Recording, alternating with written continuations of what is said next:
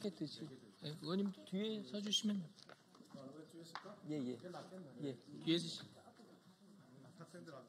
예, 학생들 앞에 서시고 여기 한 분 더 서시고 이쪽에 한 분 더 서시고.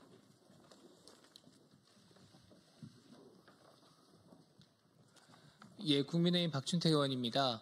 오늘 윤석열 대통령 탄핵에 반대하기 위해서 기각 또는 각하를 주장하는 우리 서울대 재학생 그리고 대학원생 600여 명의 마음을 담아서 학생들이 기자회견을 하기 위해서 이 국회를 찾았습니다. 우리 국민의힘 의원들도 응원하는 마음으로 함께 자리를 했습니다.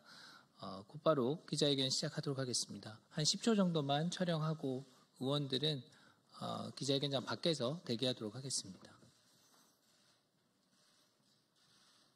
됐습니까? 예. 첫 번째 발표하실 분 나오셔서 하시면 돼요. 조금 더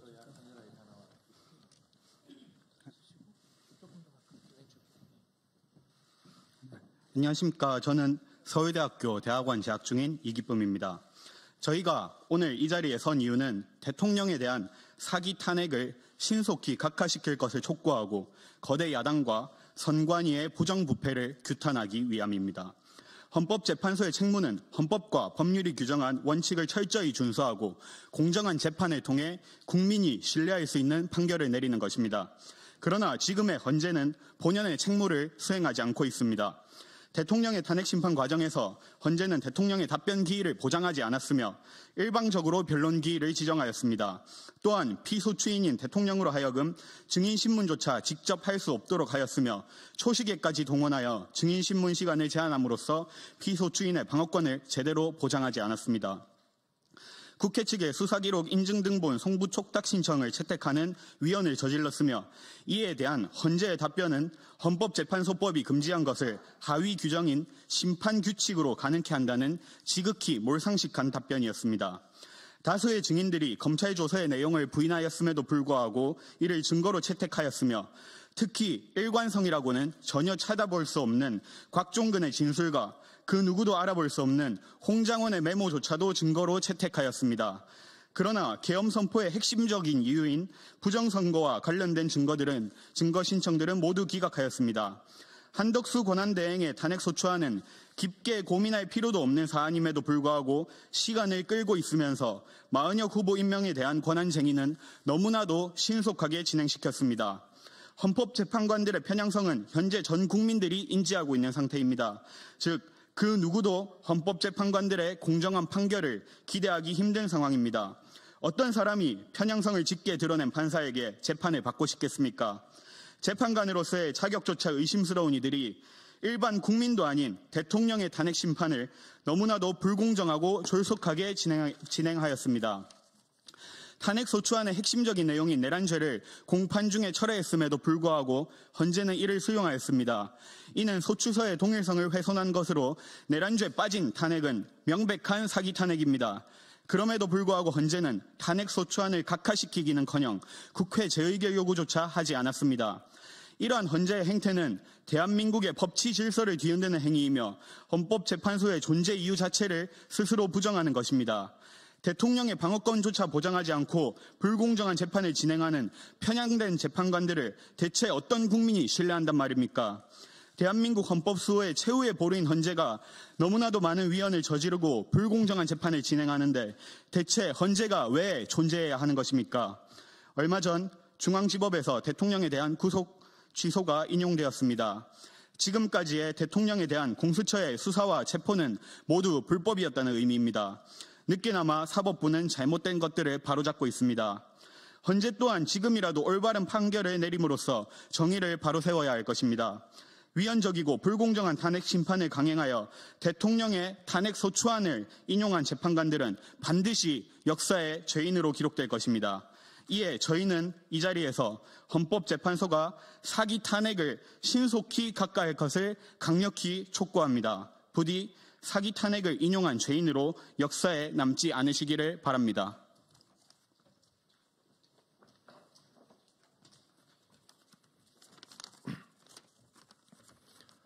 안녕하십니까. 저는 서울대학교 탄핵반대 시국선언 대표 김민섭입니다.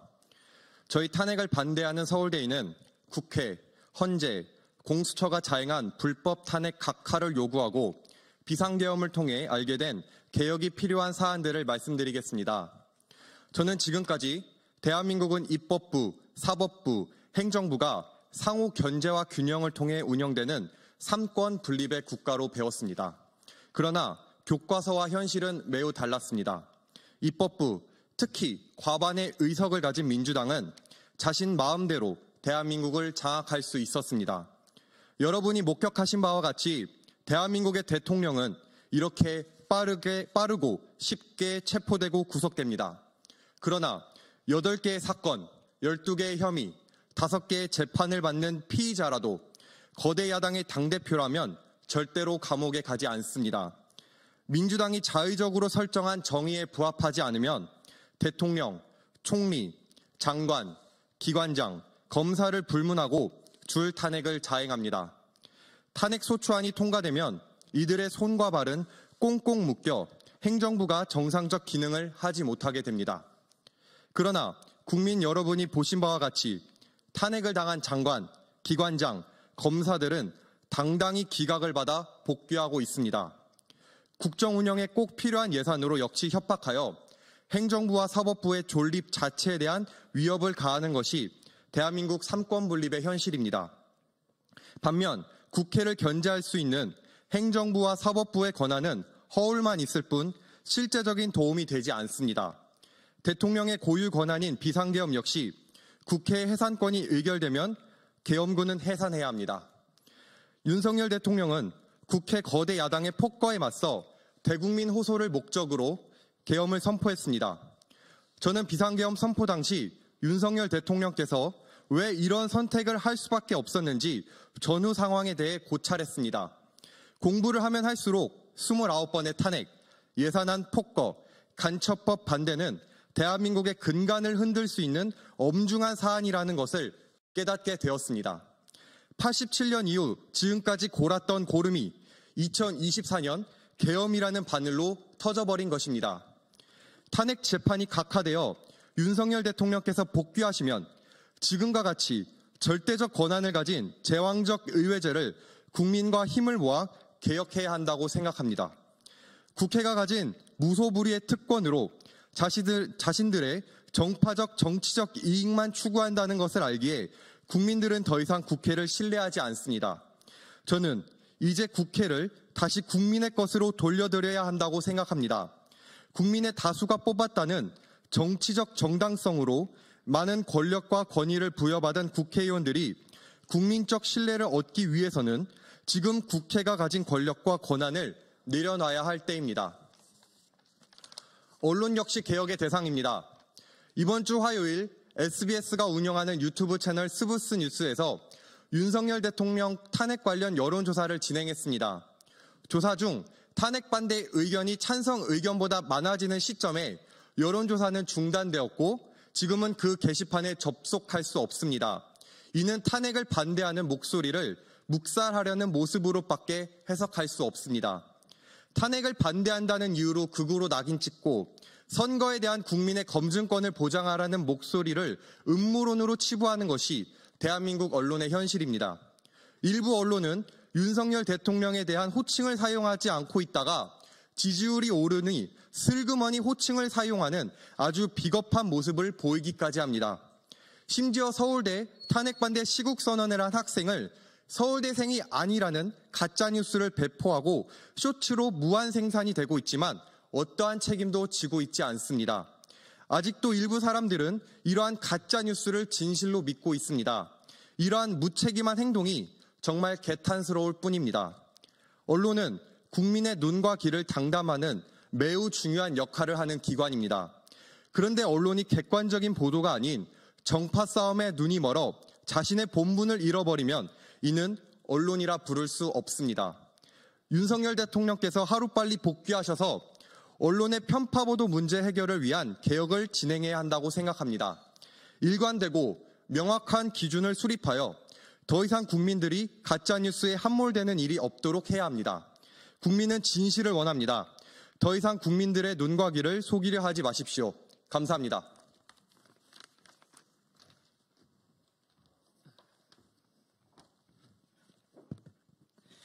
안녕하세요. 저는 서울대학교 건축학과 석사과정 재학 중인 김의현입니다.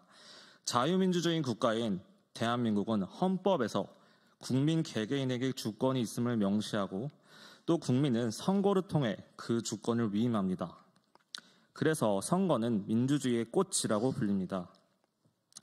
선거를 주관하고 수행하는 이러한 선관위는 독립된 헌법기관으로서 선거의 공정성을 보장해야 하지만 최근 드러난 비리와 부정선거 의혹은 그 신뢰를 송두리째 흔들고 있습니다. 감사원의 최근 감사 결과는 선관위의 부패와 도덕적 해이를 온 국민에게 알렸습니다. 지난 10년간 291차례에 진행한 경력직 공무원 채용 전부에서 비리나 규정 위반이 있었던 것이 드러났습니다. 또한 적발된 채용 비리가 총 1,200건에 달했습니다. 특히 선관위 고위 간부들의 자녀가 특혜를 받고 경력직으로 채용된 것이 확인되었습니다. 하지만 그간 수많은 비리에도 채용 비리에 대한 해고는 전혀 없었고 특히 채용직 고위 자녀들은 면직은커녕 지방 공무원 복귀라는 시도를 하였습니다.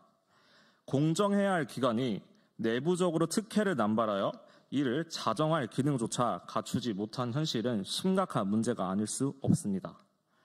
더 나아가 허위 병가, 무단 결근, 근무 시간 중 로스쿨 강의를 듣는 등 공직자로서 도저히 용납할 수 없는 행태가 발견되었습니다. 그러나 선관위는 이를 바로잡기는커녕 감사를 거부하는 태도를 보이고 있습니다. 이것이 끝이 아닙니다. 최근 언론 보도에 의하면 선관위가 정치권과 연결되고 있다는 보도가 있습니다. 김세환 전 선관위 참모총장은 정치인들과 비밀리에 연락하기 위해 익명의 세컨폰을 사용하였고 퇴직 후에도 이를 반납하지 않았습니다. 감사원의 조사가 시작되다 그는 데이터를 삭제한 후 제출하였습니다. 더욱 심각한 문제는 선관위의 전산망 보안의 취약성입니다. 국정원 보안 점검 결과 선거관리 시스템의 핵심인 인터넷망, 업무망, 선거망이 완전히 분리되지 않았고 외부 해커가 침투할 수 있다는 가능성이 확인되었습니다. 헌법재판소 공개 변론에서 전 국정원 전 3차장은 이렇게 진술하였습니다. 허술한 전산망을 통해 통합선거임명부를 외부에서 조작할 가능성이 있다라고 밝혔습니다. 사전 투표를 하지 않은 사람이 투표한 것으로, 투표한 사람이 투표하지 않은 것으로 조작이 가능하며 심지어 유령 유권자를 등록할 수 있다고 밝혔습니다. 선관위 서버의 관리 상태는 이와 같이 사실상 부정선거에 악용될 가능성이 높으며 의도적으로 방치한 것으로 보입니다. 나아가 선관위 선거 제도 가운데 부정선거 의혹을 절대 벗을 수 없는 부분이 있습니다. 특히 지난 2020년 총선에서 우편 투표 결과가 대표적입니다. 해당 총선에서 사용된 272만여 건의 우편 투표 중 총 110만여 표에서 위조 및 조작, 개입이 확인되었습니다. 이는 부실선거라고 치부하기에는 불가능한 통계적인 수치입니다. 등기 우편 조회 시스템을 통해 분석한 결과 정상적인 수령인이 아닌 존재하지 않는 이름, 또 말도 안 되는 이름으로 수령인으로 기재된 것이 무려 19,437건이나 확인되었습니다. 또한 수상한 집배원의 이름이 기재된 사례가 무려 68,539건이었습니다. 이는 정상적인 선거에서는 절대 발생할 수 없는 수치입니다. 뿐만 아니라 우편투표가 정상적인 경로를 따르지 않았고 상식적으로 이해할 수 없는 방식으로 배달되었습니다. 인천으로 향하는 투표지가 경주, 포항, 대전, 부천, 다시 경주, 부천, 포항을 거쳐 인천으로 갔다면 과연 이것이 정상적인 배달이라고 할 수 있습니까? 또한 내비게이션이 40분이 걸리는 거리를 1분 만에 도착한 기록이 32만 8,723건이나 발견되었습니다. 이것은 절대 우연으로 보기 어렵습니다. 이러한 선관위는 수많은 문제를 갖고 있고 개혁 없이는 대한민국의 자유민주주의 미래도 없습니다. 헌법재판소의 판결에 따라 선관위는 감사원의 감찰을 받을 수 없는 성역이 되어버렸습니다. 국정원의 보안 점검조차 제한적으로만 이루어질 수 있습니다. 그렇다면 선관위는 스스로 자정할 능력이 있습니까? 지금까지 행태를 보면 그 답은 명백합니다. 절대 스스로 변하지 않습니다. 저희는 이러한 선관위의 문제점을 타파하기 위해 두 가지를 제안합니다. 먼저 헌법 개정을 통해 선관위의 감사 시스템을 전면 개혁해야 합니다. 지금과 같은 독립적인 헌법기관 지휘로는 절대 어떠한 감사도 성실히 이행할 수 없습니다.